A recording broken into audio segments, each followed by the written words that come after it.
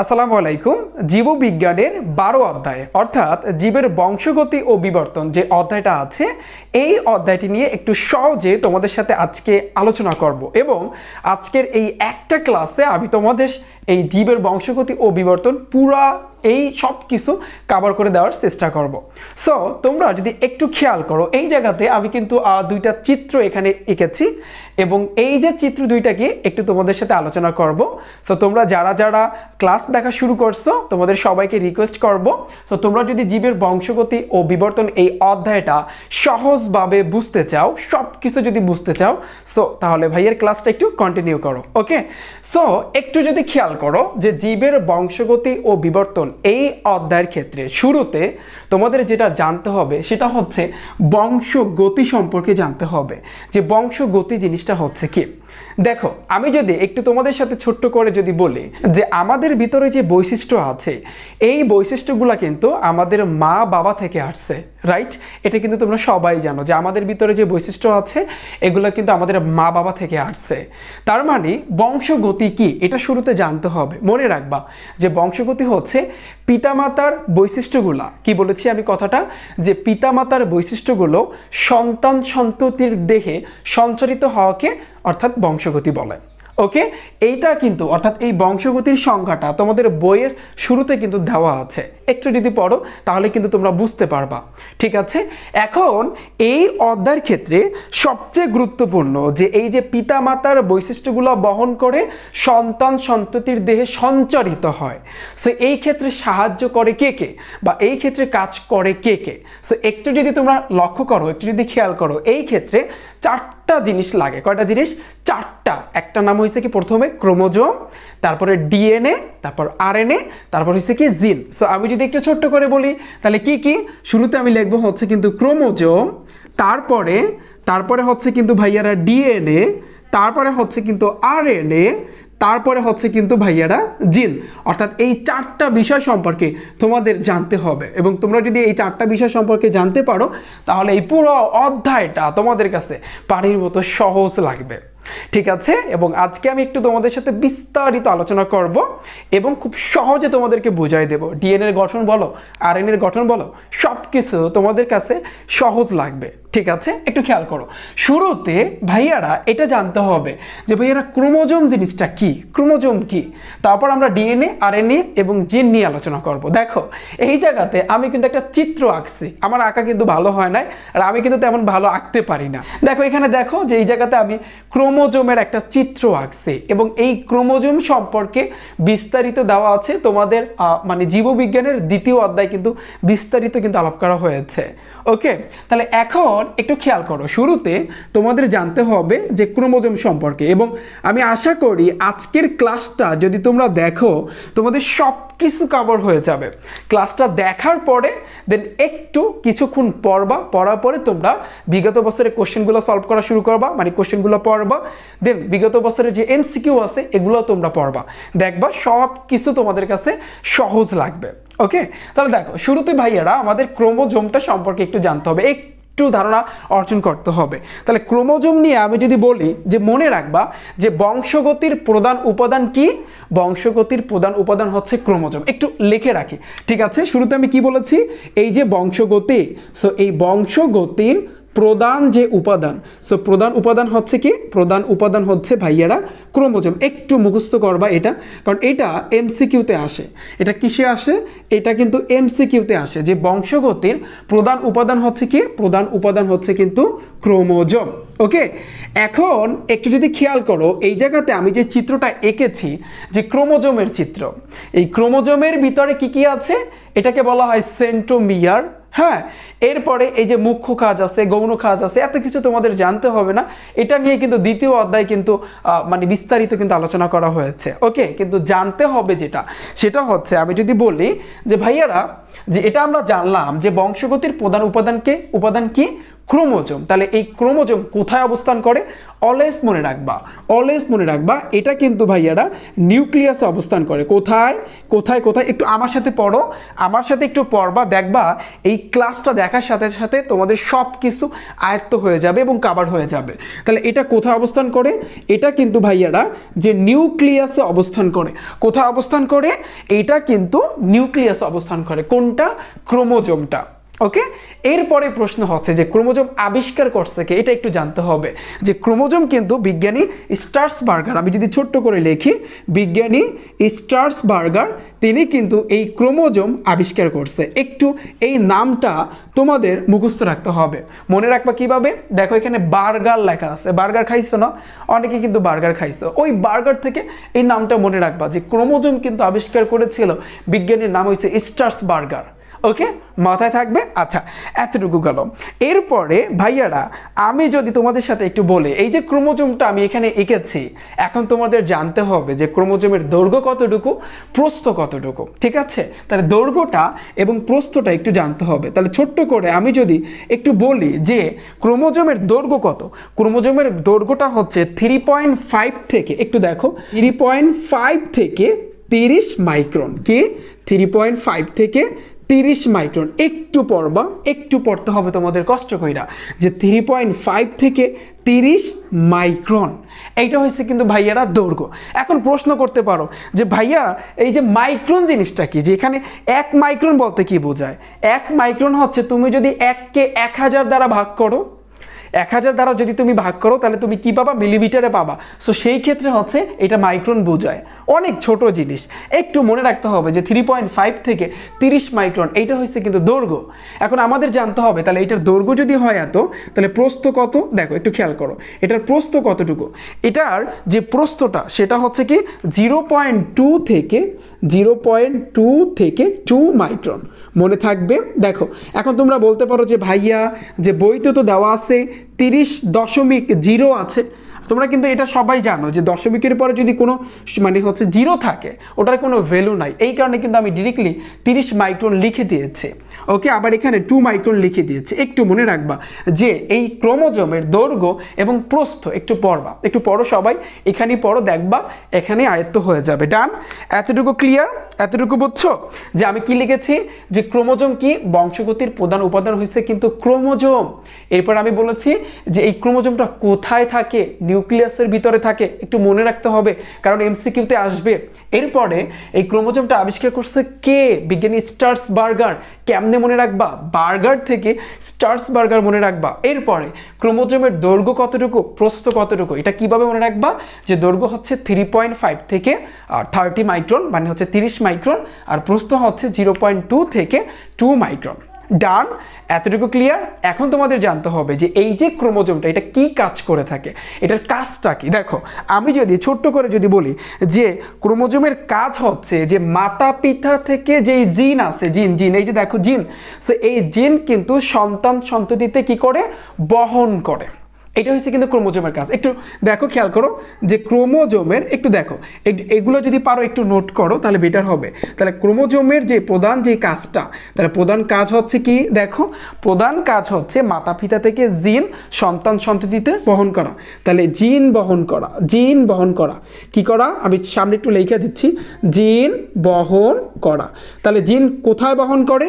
অর্থাৎ মাতা পিতা থেকে সন্তান সন্ততিতে জিন বহন করে। এইটা হচ্ছে কিন্তু ক্রোমোজোমের কাজ।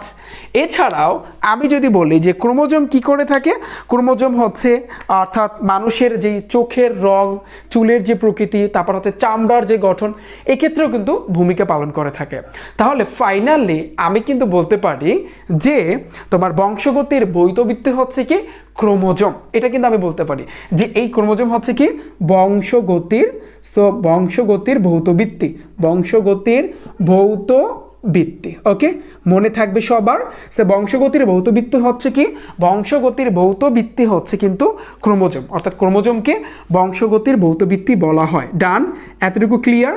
সবাই বুঝতে পারছো? আমি আশা করি তোমরা প্রত্যেকে বুঝতে পারছো। এরপর যদি কোনো সমস্যা থাকে ক্লাসটা একটু ব্যাক করে দেখে আসবা, এবং আমি যে পড়াচ্ছি আমার সাথে একটু পড়বা, যেগুলো লিখে দিচ্ছি এগুলো একটু পড়ো, দেখবা তোমার এখানেই কভার হয়ে যাবে, এই ক্লাসই কভার হয়ে যাবে। ডান? এতটুকু ক্লিয়ার? সো ক্রোমোজোম সম্পর্কে বুঝতে পারছো?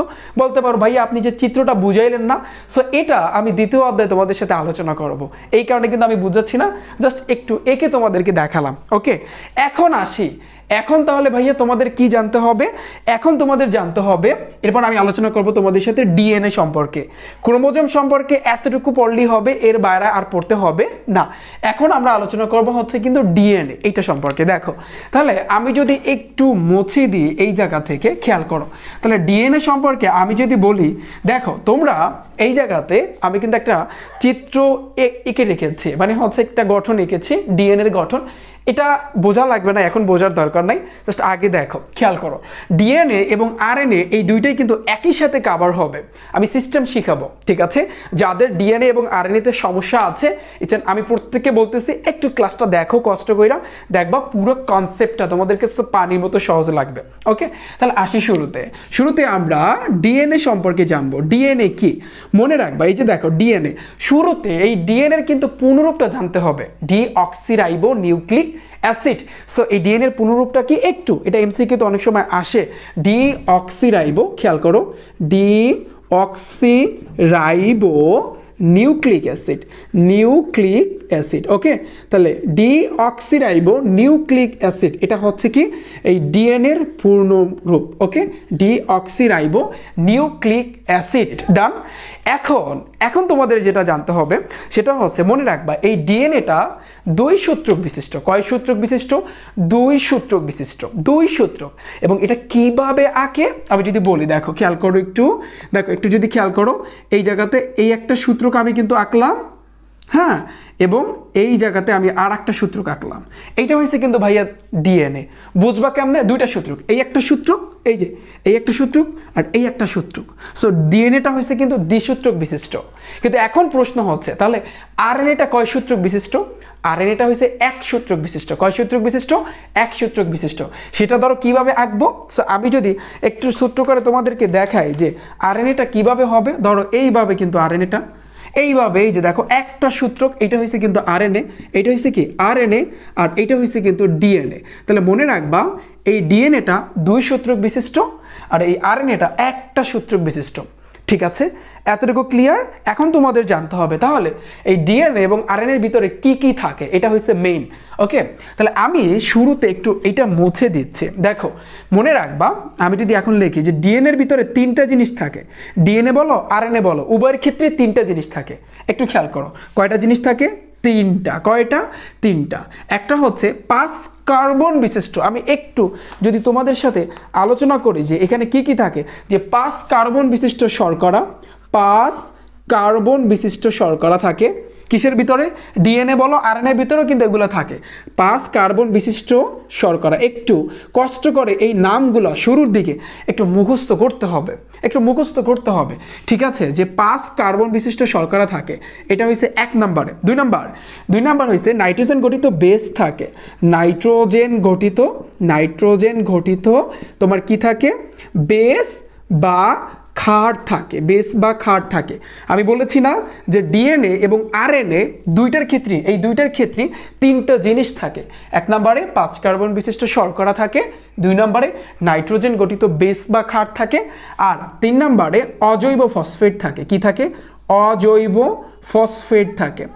এখন একটু যদি তোমরা খেয়াল করো ভাইয়ারা, দেখো এগুলো মূলত শুরুর দিকে একটু কঠিন লাগতে পারে, একটু কঠিন লাগবে শুরুর দিকে, কিন্তু একবার যদি তুমি আয়ত্ত করতে পারো দেখবে সব কিছু তোমার কাছে পানির মতো সহজ লাগবে। ঠিক আছে, তাহলে 5 কার্বন বিশিষ্ট শর্করা আমার সাথে পড়ো, নাইট্রোজেন গঠিত বেস বা ক্ষার, আর হচ্ছে কিন্তু অজৈব ফসফেট। এটা কিন্তু ডিএনএ এর ভিতরেও কিন্তু থাকে, আবার এটা কিন্তু ভাইয়া আরএনএ এর ভিতরেও কিন্তু থাকে। দুটোটার ক্ষেত্রে কিন্তু এই 3টা জিনিস থাকে। কিন্তু প্রশ্ন হচ্ছে, দেখো এই যে নাইট্রোজেন গঠিত বেস বা ক্ষার, এটা কিন্তু হচ্ছে 2 প্রকার। কয় প্রকার?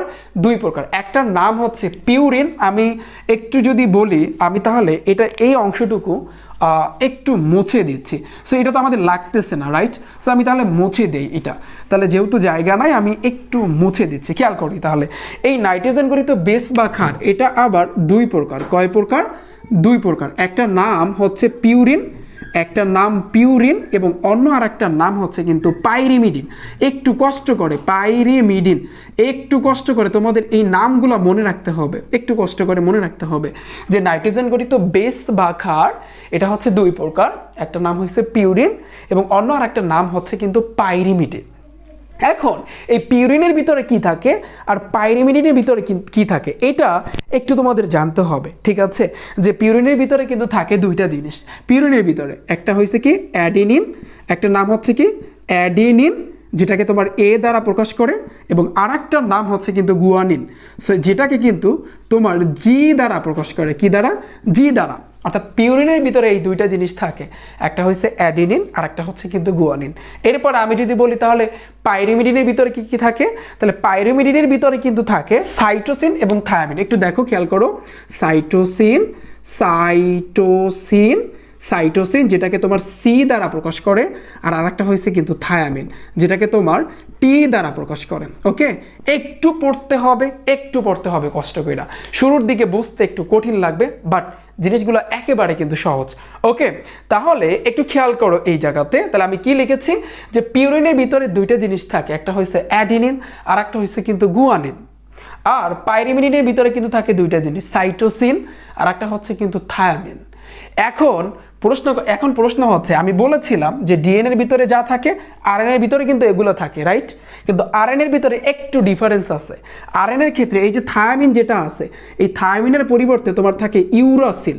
কি থাকে? ইউরাসিল থাকে, যেটাকে কিন্তু ভাইয়া ইউ দ্বারা প্রকাশ করে। এইটা একটু মাথায় রাখবা, আর কিছু লাগবে না।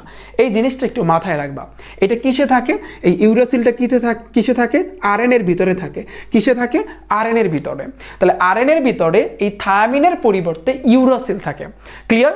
তাহলে আমি আবার একটু র্যাপ আপ করি বিষয়গুলো। দেখো, তাহলে ডিএনএ বলো আর আরএনএ বলো, এটার ভিতরে কয়টা জিনিস থাকে? তিনটা। কয়টা? তিনটা। 5 কার্বন বিশিষ্ট শর্করা 1 নম্বরে, 2 নম্বরে নাইট্রোজেন গঠিত বেস বা ক্ষার, 3 নম্বরে অজৈব ফসফেট। ওকে, এরপরে এই নাইট্রোজেন গঠিত বেস বা ক্ষার এটা হচ্ছে কিন্তু দুই রকমের। 1 নম্বর পিউরিন, পরেরটা হচ্ছে কি পাইরিমিডিন। পিউরিন কয় রকমের? 2 রকমের, একটা হচ্ছে অ্যাডিনিন আর একটা হচ্ছে কিন্তু গুয়ানিন। অপরদিকে পাইরিমিডিন হচ্ছে কিন্তু 2 রকম, একটা হচ্ছে সাইটোসিন আর একটা হচ্ছে থায়ামিন। এটা হচ্ছে কিন্তু ডিএনএর ভিতরে থাকে। বাট আমি যদি আরএনএর ক্ষেত্রে বলি একটু ডিফারেন্স, এই থায়ামিনের পরিবর্তে আরএনএর ক্ষেত্রে ইউরাসিল থাকবে। কি থাকবে? ইউরাসিল থাকবে। এতটুকু ক্লিয়ার? এতটুকু তোমরা সবাই বুঝতে পারছো? সো আমি আশা করি তোমরা সবাই ভাইয়ারা এতটুকু বুঝতে পেরেছ। ওকে, তাহলে একটু সবাই নোট করছো তো? আজকে কিন্তু ভাইয়ের সাথে যারা যারা থাকবে পুরো ডিএনএ আরএনএ সব কিছু পানির মতো সহজ বানাই দেবো, ঠিক আছে? জাস্ট ভাইয়ের সাথে থাকবে, আর কিচ্ছু লাগবে না। এতটুকু যদি মনের ভিতরে রাখতে পারো বাস এনাফ, আর কিচ্ছু লাগবে না। ওকে, এখন আসি, একটু খেয়াল করো। এই যে অ্যাডিনিন, গুয়ানিন, সাইটোসিন, থায়ামিন, এই চারটা নিয়ে এখন আমাদের কিন্তু কাজ করতে হবে। অ্যাডিনিন, গুয়ানিন, সাইটোসিন আর থায়ামিন। খেয়াল করো, মনে রাখবা যে নাইট্রোজেন গঠিত বেস বা ক্ষার আমি বলেছি 2 রকম, পিউরিন আর পাইরিমিডিন। আর পিউরিনের ভিতরে এই 2 জন থাকে, আর পাইরিমিডিনের ভিতরে কিন্তু আবার এই 2 জন থাকে, রাইট? এখন এই জায়গাতে দেখো, এখানে আমি যদি বলি এইখানের যে এই পিউরিনের ভিতরে যে অ্যাডিনিন আছে, এই অ্যাডিনিন কিন্তু পাইরিমিডিনের থায়ামিনের সাথে যুক্ত হয়। বুঝো নাই? অ্যাডিনিনের সাথে কি থাকে? থায়ামিন থাকবে। অ্যাডিনিনের সাথে কি থাকবে? থায়ামিন থাকবে। আবার এই যে গুয়ানিন আছে, এই গুয়ানিনের সাথে কি থাকবে? সাইটোসিন থাকবে। ঠিক আছে, সো অ্যাডেনিনের সাথে ভাইয়া কি থাকবে? থায়ামিন থাকবে। আবার এই গুয়ানিনের সাথে কি থাকবে? সাইটোসিন থাকবে। ক্লিয়ার? একটু মনে রাখতে পারবা না এগুলো? মনে রাখতে পারবা? আচ্ছা, তাহলে এতটুকু ডান। আমি একটু মুছে দিচ্ছি। তাহলে তার আগে দেখো, আমি বলেছি অ্যাডেনিনের সাথে থায়ামিন থাকবে, রাইট? তাহলে অ্যাডেনিনের সাথে থায়ামিনটা কিভাবে থাকবে? প্রশ্ন থাকে না যে কিভাবে থাকবে? মনে রাখবা যে অ্যাডেনিনের সাথে যে থায়ামিনটা থাকবে ওরা কিন্তু দ্বিবন্ধন আকারে থাকবে, এইভাবে ডাবল বন্ডস যেটাকে বলে দ্বিবন্ধন। আর এই গুয়ানিনের সাথে সাইটোসিনটা কিভাবে থাকবে? ওরা কিন্তু ত্রিবন্ধন আকারে থাকবে। অর্থাৎ আমি যদি বলি গুয়ানিনের সাথে সাইটোসিনটা এই ত্রিবন্ধন আকারে থাকবে। এতটুকু একটু মাথায় রাখো যে অ্যাডেনিনের সাথে কিন্তু থায়ামিনটা দ্বিবন্ধন আকারে থাকবে, আর গুয়ানিনের সাথে সাইটোসিনটা এরা ত্রিবন্ধন আকারে কিন্তু থাকবে। কি বন্ধন আকারে থাকবে? ত্রিবন্ধন আকারে থাকবে। ক্লিয়ার? এখন একটু যদি খেয়াল করো, আমি যে এই জায়গাতে ডিএনএ রাসায়নিক গঠনটা এঁকেছি এই জায়গাতে, তার আগে এটা বোঝানোর আগে তাহলে এই জিনিসটা একটু ক্লিয়ার করি, আর একটু ক্লিয়ার করি। দেখো আর একটু ক্লিয়ার করি, সো একটু পড়ো সবাই, যদি লাগে ভিডিওটার উপর একটা ক্লিক করো, যেহেতু রেকর্ড ক্লাস করাইতেছি। যারা 2023 এবার এসএসসি পরীক্ষা দিবা, যারা আমার কোর্সে আছো, তোমাদের প্রত্যেককে বলতেছি একটা কাজ করো, এখন ভিডিওটার উপর একটা ক্লিক করো, ক্লিক করার পর থামিয়ে যতটুকু পড়াইছি লাগবে 10 মিনিট পড়বা, 10 মিনিট টানা মুখস্থ করবা, টানা, ঠিক আছে? তারপর আবার ভিডিওটা দেখা শুরু করো। ওকে, তাহলে আমি একটু মুছে দিচ্ছি। ওকে, আমি তাহলে একটু মুছে দিচ্ছি, খেয়াল করি। তাহলে এখন আমরা ডিএনএ সম্পর্কে জানবো, ডিএনএ সম্পর্কে আমরা জানবো।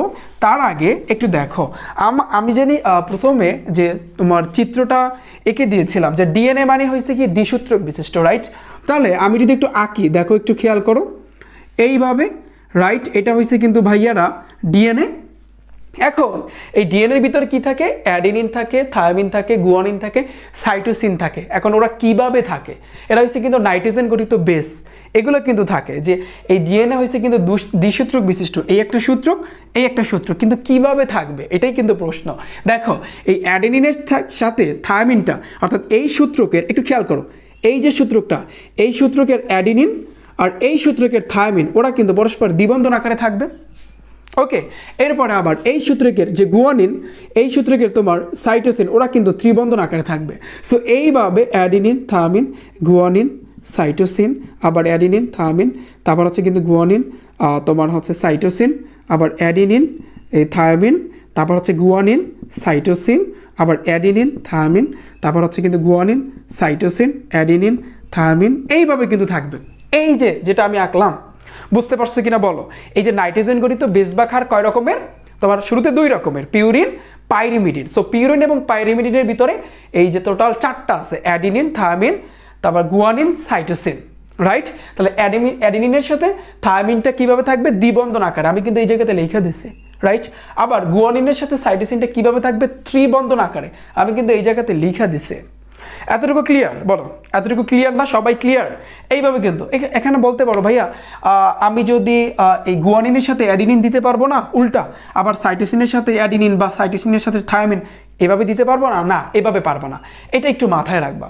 হয়তো বা এলোমেলোভাবে তুমি লিখতে পারো যে অ্যাডিনিনের পর থায়ামিন, এটা না দিয়ে শুরুতে তুমি গুয়ানিনের সাথে সাইটোসিন এভাবে দিতে পারো, কিন্তু এই অ্যাডিনিনের সাথে গুয়ানিন এভাবে কিন্তু যুক্ত হবে না। এটা একটু মাথায় রেখো। এতটুকু ক্লিয়ার?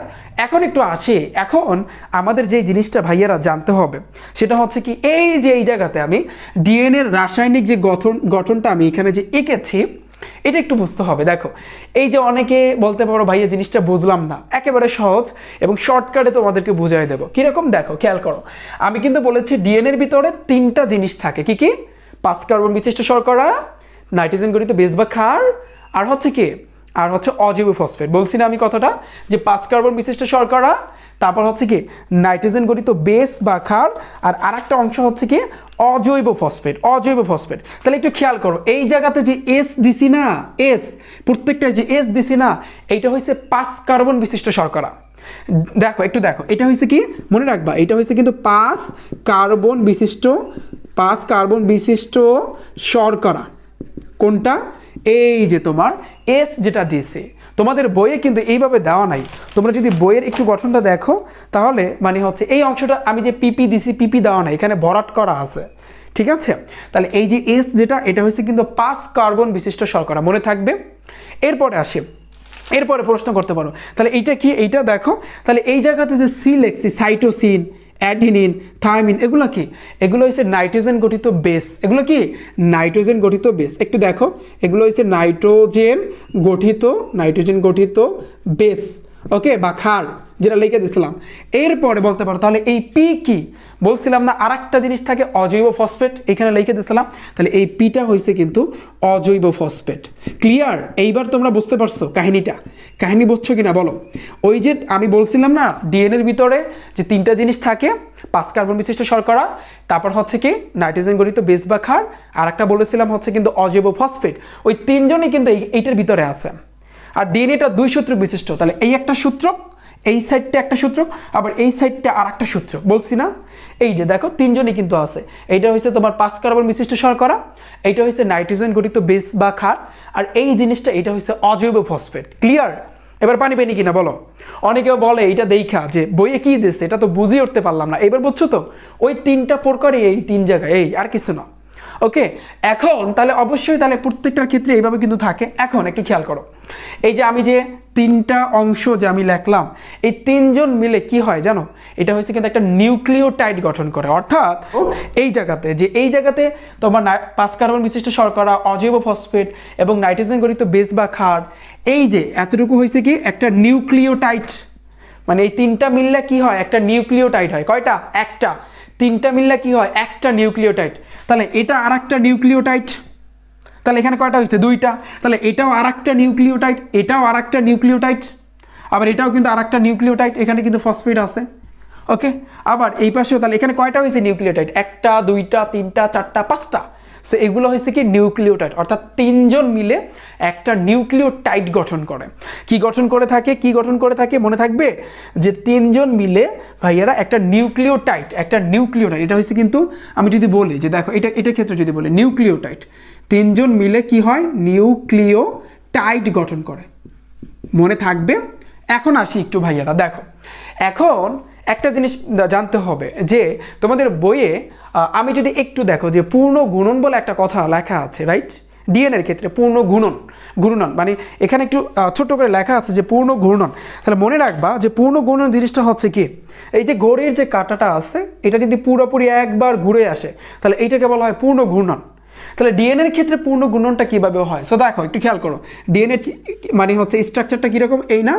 তাহলে আমি একটু যদি আবার একটু আঁকি, খেয়াল করো, এই যে এখান থেকে আমি এই পর্যন্ত আসলাম, এখান থেকে আমি যে এই পর্যন্ত আসলাম ভাইয়া, এতটুকু হয়েছে কি একটু খেয়াল করো, এই জায়গাতে দেখো এতটুকু হয়েছে কিন্তু পূর্ণ ঘূর্ণন, এটাকে বলা হয় পূর্ণ ঘূর্ণন। মনে থাকবে? একটু খেয়াল করো, পূর্ণ ঘূর্ণন জিনিসটা কি এমসিকিউতে আসে, অনেকে বুঝতেই পারে না। এইখান থেকে যদি এতটুকু আসো তাহলে এইটাকে বলা হয় পূর্ণ ঘূর্ণন। আমি আবার বলি, এখান থেকে যদি এতটুকু আসো এইটাকে বলা হয় পূর্ণ ঘূর্ণন। আর এই পূর্ণ ঘূর্ণন কতটুকু জানো? তোমাদের বইয়ে কিন্তু সুন্দরভাবে দেওয়া আছে। কত অ্যাংস্ট্রম বলো তো? একটা পূর্ণ ঘূর্ণন কত অ্যাংস্ট্রম? মানে এটা হয়েছে যে 34 অ্যাংস্ট্রম, অর্থাৎ 34 এ দিয়ে মাথায় যদি একটা গোল্লা থাকে এটাকে বলা হয় অ্যাংস্ট্রম। তাহলে পূর্ণ ঘূর্ণন হয়েছে 34 অ্যাংস্ট্রম, 34 অ্যাংস্ট্রম। মনে থাকবে? সো এইখান থেকে এই পর্যন্ত হয়েছে 34 অ্যাংস্ট্রম। ক্লিয়ার? এখন আর একটা জিনিস যে এখানে আমি বলেছি এই যে 3জন মিললে কিন্তু একটা নিউক্লিওটাইড গঠন করে, 3জন মিললে নিউক্লিওটাইড বলছি না আমি কথাটা? নিউক্লিওটাইড গঠন করে একটা নিউক্লিওটাইড। তাহলে এই একটা নিউক্লিওটাইড থেকে আর একটা নিউক্লিওটাইডের দূরত্ব কত এটা একটু জানতে হবে। যে একটা নিউক্লিওটাইড থেকে আর একটা নিউক্লিওটাইডের দূরত্ব খেয়াল করুন, এই একটা নিউক্লিওটাইড আর এই একটা নিউক্লিওটাইড, এটা থেকে এটা দূরত্ব হয়েছে 3.4 অ্যাংস্ট্রম, 3.4 অ্যাংস্ট্রম। তাহলে তুমি একটু চিন্তা করো যে একটা নিউক্লিওটাইড থেকে আর একটা নিউক্লিওটাইডের দূরত্ব যদি হয় 3.4 অ্যাংস্ট্রম, তাহলে আমি যদি এখন প্রশ্ন করি তাহলে বলো তো একটা পূর্ণ ঘূর্ণনে ডিএনএর ক্ষেত্রে একটা পূর্ণ ঘূর্ণনে কয়টা নিউক্লিওটাইড আছে? চিন্তা করতে পারো? একটু বিষয়টা একটু মানে একটু সিরিয়াসলি একটু চিন্তা করো যে আমি কি বলেছি যে একটা নিউক্লিওটাইড থেকে আর একটা নিউক্লিওটাইডের দূরত্ব যদি হয় 3.4 অ্যাংস্ট্রম, তাহলে একটা পূর্ণ ঘূর্ণনে আমরা জানি হয়েছে 34 অ্যাংস্ট্রম। তাহলে এই পূর্ণ ঘূর্ণনে কয়টা নিউক্লিওটাইড আছে? তুমি যদি চিন্তা করো, তুমি যদি একটু ক্যালকুলেট করো যে তুমি 3.4 এর সাথে যদি 10 গুণ করো তাহলে দেখবা 34 পাবা। তার মানে আমি বলতে পারি যে এই একটা পূর্ণ ঘূর্ণনে তো 34 অ্যাংস্ট্রম, তার মানে এতটুকুর ভিতরে কয়টা নিউক্লিওটাইড আছে? 10টা নিউক্লিওটাইড আছে। কয়টা? 10টা। ওকে, একটু খেয়াল করো, তাহলে এই একটা পূর্ণ ঘূর্ণনে কয়টা নিউক্লিওটাইড আছে? 10টা নিউক্লিওটাইড। বলতে পারো কেমনে বাইর করলেন আপনি?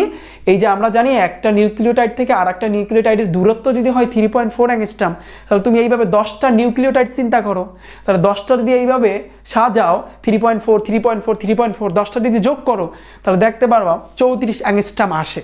তাহলে এই কারণে আমি এটা বলতে পারি যে একটা পূর্ণ ঘূর্ণনে একটু খেয়াল করো, সো টোটাল দূরত্ব হয়েছে কত? মানে এখানে কয়টা নিউক্লিওটাইড আছে, এখানে টোটাল 10টা নিউক্লিওটাইড আছে। কয়টা? 10টা। মনে থাকবে? এতটুকু ক্লিয়ার? তাহলে একটা পূর্ণ গুণনের ভিতরে কয়টা নিউক্লিওটাইড থাকে ভাইয়ারা? 10টা। কয়টা? 10টা। তাহলে এখন আমি যদি বলি তাহলে দুইটার ক্ষেত্রে কয়টা হইবে?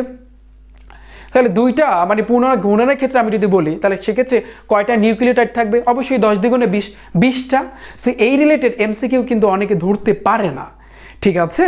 তাহলে এই একটা পূর্ণ গুণনের ক্ষেত্রে যদি ভাইয়া থাকে 10টা, তাহলে অবশ্যই এটার ক্ষেত্রেও আবার 10টা। তাহলে 10টা কয়টা? 20টা। 20টা কি থাকে? নিউক্লিওটাইড থাকে। কোনো সমস্যা আছে? একটু কঠিন লাগছে, রাইট? একটু কঠিন লাগছে। সো এই অংশটুকু কিন্তু এমসিকিউতে আছে, যার কারণে কিন্তু আমি একটু বুঝাই দিলাম। এতটুকু ক্লিয়ার? যদি এরপরও না বুঝে থাকো ক্লাসটা একটু ব্যাক করে দেখে আসতে পারো। ডান? এতটুকু বুঝতে পারছো?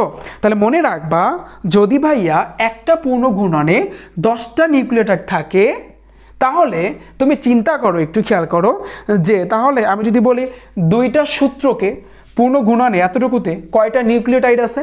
এই একটার ক্ষেত্রে যদি থাকে 10টা নিউক্লিওটাইড, তাহলে এটার ক্ষেত্রেও আবার 10টা নিউক্লিওটাইড, এটার ক্ষেত্রেও। তাহলে দুইটার ক্ষেত্রে টোটাল কয়টা নিউক্লিওটাইড? তাহলে দুইটার ক্ষেত্রে টোটাল হইবে 20টি নিউক্লিওটাইড। কয়টি?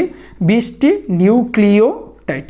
ওকে, অনেক সময় এইভাবে বলে, আমি তো বললাম যে দুইটা সূত্রকে কয়টা নিউক্লিওটাইড আছে সেটা আমি বলছি, কিন্তু যদি এভাবে মানে হচ্ছে কিন্তু এমসিকিউ দিয়ে দেয় একটা ডিএনএর ভিতরে কয়টা নিউক্লিওটাইড থাকে বলো তো?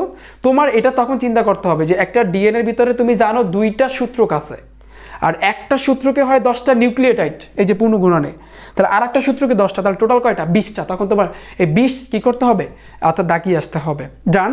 এতটুকু ক্লিয়ার? সবাই এতটুকু বুঝতে পারছো?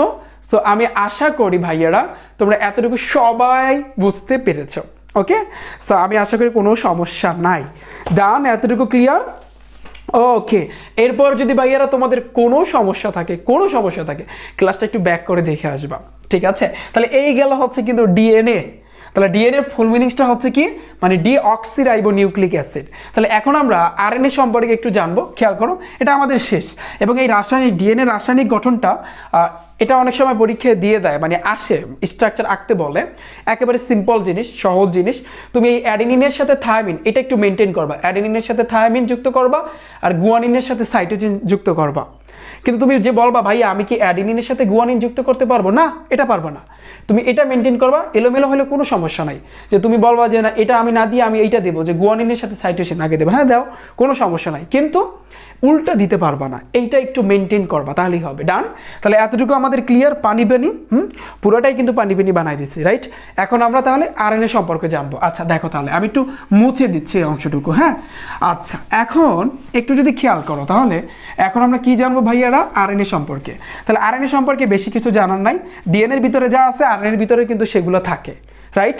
কিন্তু আরএনএটা হচ্ছে এক সূত্রক বিশিষ্ট, যেটা কিন্তু আমি তোমাদেরকে দেখাইছি এই টাইপের। এটা হচ্ছে কিন্তু এক সূত্রক বিশিষ্ট, রাইট? এটা হচ্ছে কি ভাইয়ারা? এটা হচ্ছে কিন্তু তোমার আরএনএ। আচ্ছা, তাহলে এখন আমি যদি তোমাদের সাথে একটু বলি যে এটা একটু মুছে দিচ্ছি, হ্যাঁ? তাহলে আরএনএ মানে কি? তাহলে আরএনএ এর ফুল মিনিংসটা হচ্ছে কি?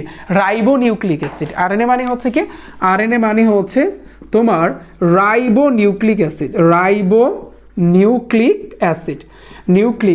আচ্ছা, এখন আরএনএর ভিতরে কি কি থাকে? ওই ডিএনএর ভিতরে যা আছে সেগুলোই কিন্তু আরএনএর ভিতরে আছে। তাহলে এইটা যদি তোমরা বুঝে থাকো তাহলে এতটুকু পড়লেই হবে। আর তোমাদের বইয়ে কিন্তু একটু ছোট্ট করে দেওয়া আছে, সো ওগুলো একটু যদি রিডিং করো তাহলে পারবা। বাট এখন আমাদের জানতে হবে যে ডিএনএ এবং আরএনএর ভিতরে পার্থক্যটা একটু জানতে হবে। যে ডিএনএ যে তুমি পড়লা এতক্ষণ ধইরা, আরএনএ যে ভাইয়া পড়লা এতক্ষণ ধইরা, তাহলে এই দুইটার ভিতরে একটু তোমাদের পার্থক্যটা জানতে হবে। কি জানতে হবে? একটু তোমাদের পার্থক্যটা জানতে হবে। সো আমি যদি ছোট্ট করে যদি বলি, তাহলে ডিএনএ জিনিসটা হচ্ছে কি? তাহলে ডিএনএ মানে হচ্ছে এইভাবে ছিল না? একটু খেয়াল করো কষ্ট করে, এইভাবে ছিল। আর আরএনএটা কিন্তু আমি বলেছি এইভাবে, হ্যাঁ?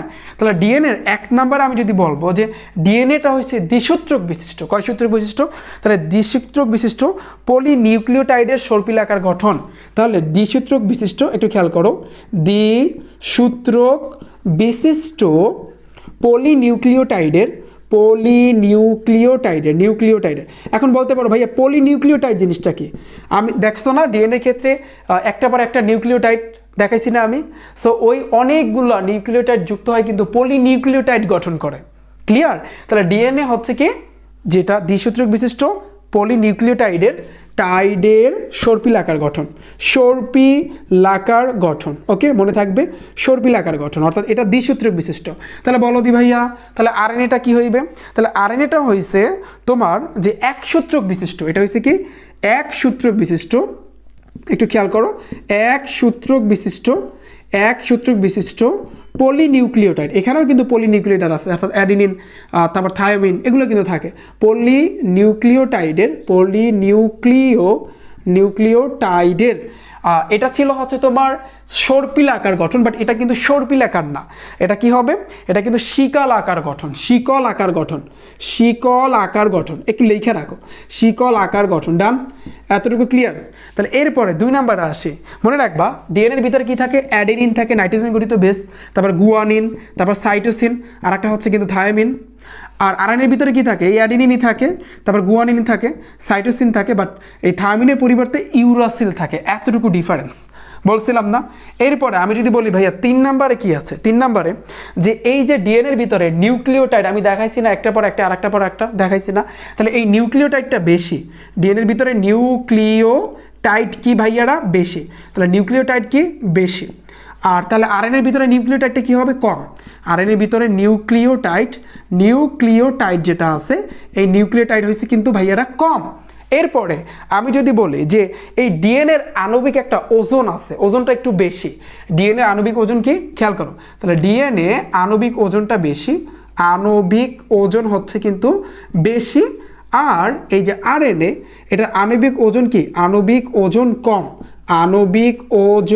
কম। ক্লিয়ার? মনে থাকবে, একটু বৈশিষ্ট্যগুলো লেখা রাখো, কারণ তোমাদের মূলত হচ্ছে কিন্তু সৃজনশীলের ক্ষেত্রে একটু লাগবে। এরপরে আমি যদি বলি আরেকটা, যে আসলে ডিএনএর কোনো প্রকারভেদ নাই, বাট আরএনএটা হয়েছে 5 প্রকার। এখন বলতে পারো ভাইয়া কি কি 5 প্রকার, এটা আমরা কিভাবে বুঝবো? এটা যখন তোমরা ইন্টারমিডিয়েটে উঠবা তখন কিন্তু দেখতে পারবা, ঠিক আছে? এখন 5 প্রকার তোমাদের লাগবে না, বাট এটা মনে রাখবা, এটা কোনো প্রকারভেদ নাই, বাট এটা হয়েছে আরএনএটা হয়েছে 5 প্রকার। কয় প্রকার? 5 প্রকার। কয় প্রকার? 5 প্রকার। ওকে, এটা ইন্টারমিডিয়েটে উঠলে তোমরা পাবা। ডান? তাহলে এতটুকু ক্লিয়ার? এতটুকু বুঝতে পারছো? আচ্ছা, সো আসলে ক্লাসের টাইমটা অনেকটা বেশি হয়েছে। সো আজকে তাহলে মানে জীবের বংশগতি ও বিবর্তনের প্রথম ক্লাস, তাহলে আমি আর আলোচনা করব না। আমাদের আরেকটা অংশ আছে ভাইয়া, সেটা হচ্ছে জিন। তাহলে জিন সম্পর্কে আমরা যদি জানি তাহলে পুরো কনসেপ্ট ক্লিয়ার, এবং বিবর্তনের ক্ষেত্রে মানে কিছু আছে পড়া, সো ওগুলা নেক্সট ক্লাসে আমি দেখিয়ে দেবো। সো ক্লাসটা কেমন হয়েছে, কেমন লেগেছে, কতটুকু তোমরা বুঝতে পেরেছো, একটু চাইলে ভাইয়ার এই ক্লাসের নিচে একটু কমেন্টে জানাতে পারো, ঠিক আছে? এবং তোমরা জীববিজ্ঞানের কোন অধ্যায়ের ক্লাস চাচ্ছ একটু তোমরা কমেন্টে জানিও। অনেকে সামনে এসএসসি পরীক্ষা দিবা, সো একটু কমেন্টে জানিও। ওকে, সো আজকের মতো তাহলে এই পর্যন্ত, এবং দেখা হচ্ছে আগামীকালকে নেক্সট ক্লাসে, এইটার নেক্সট ক্লাসে। সেই পর্যন্ত সাথেই থাকো রিফাত একাডেমি ইউটিউব চ্যানেল এবং ফেসবুক পেজে। সো আল্লাহ হাফেজ।